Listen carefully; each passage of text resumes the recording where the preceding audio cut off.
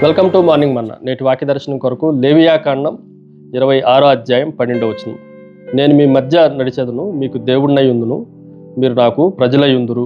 మరొకసారి ధర్మశాస్త్రంలో నుండి దేవుడు ఇశ్రాయేలులందరికీ మోషే ద్వారా ప్రకటించిన ఈ అద్భుతమైన వాగ్దానాల్లో నుండి 4 ప్రాముఖ్యమైన సత్యాలు ఈ ఉదయకాల సమయంలో మనం గ్రహించాలి. Number 1, it is a location. స్థానము, ప్రదేశము. ఈ మాటను మనం జాగ్రత్తగా ఆలోచన చేస్తే ఆయన పరలోకంలో నుండి మనతో మాట్లాడట్లేదు కానీ, పరలోకం నుండి ఆజ్ఞలు ఇవ్వట్లేదు కానీ, నేను మీ మధ్య నడుస్తాను అని దేవుడు మన మధ్యలోనికి వచ్చి నడిచిన విధానాన్ని మనం జ్ఞాపకం ఉంచుకోవాలి.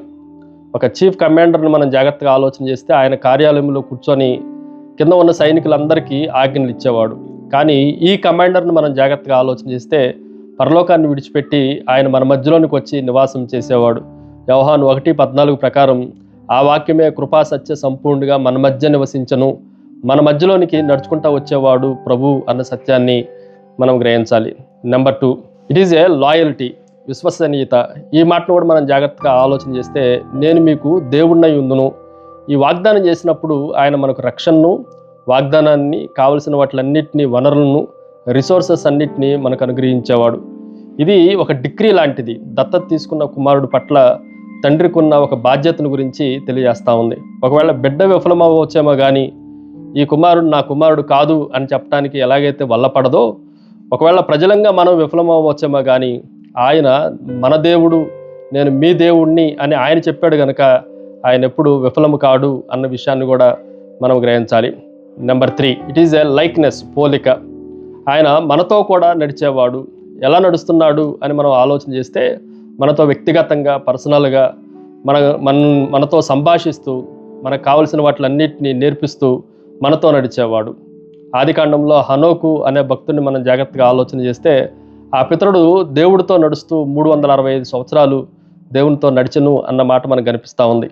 మనము దేవుని వెనకనో దేవుని ముందునో పరిగెత్తే వెర్రివారం కాదు కానీ ఆయనతో కలిసి పక్కపక్కనే నడుచుకుంటా, సంభాషించుకుంటా, ముచ్చటాడుకుంటా వెళ్ళేవారము అన్న సత్యాన్ని కూడా మనం గ్రహించాలి. Finally it is a lot, చాలా.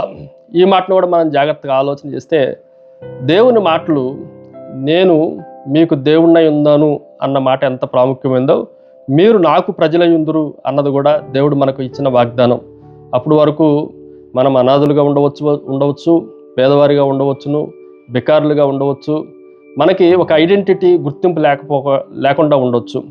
కానీ ఆయన ఇచ్చిన గొప్ప ధన్యత ఏంటి అంటే మీరు నాకు ప్రజలై ఉందురు. దానిని బట్టి కొత్త గుర్తింపు వచ్చింది. ఇప్పుడు రాజకుమారులంగా, రాకుమార్తెలంగా, రాజులైన యాజక సమూహంగా మనం పిలువబడతా ఉన్నాం. కాబట్టి ఆయనను వెంబడించి ఆయన ప్రజలుగా, ఆయన మన దేవుడిగా అంగీకరించడానికి మనల్ని మనం సిద్ధం చేసుకోవాలి.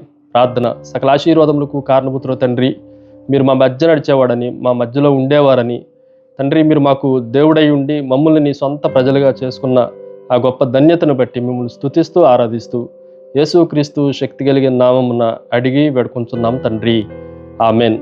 నాకిక ఆశ లేవనుకొనగా నాశ నీవైతివే. అందరూ కలిసి పాడండి. ఆశను తీర్చితివే, నాకిక ఆశను లేవనుకొనగా. God bless you.